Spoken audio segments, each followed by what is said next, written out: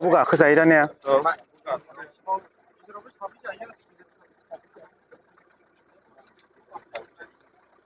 उनावहाय इमारजेन्सि थांनांगासिलाय नै जोङो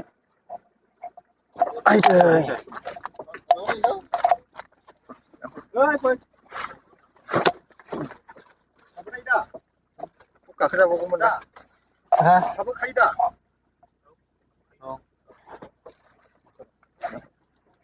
bisa kamu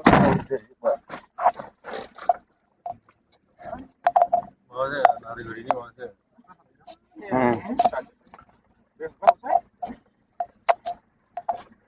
इमारजेन्सि थांनांसिगोनलाय नै हस्पिटालाव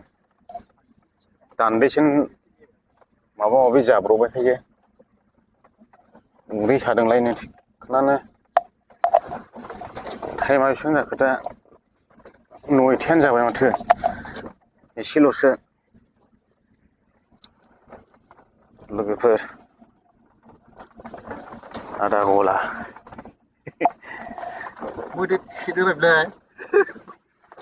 काजलगाव थांनायसै दा लोगोफोर दासो इमारजेन्सि लामाथ' जा जेबो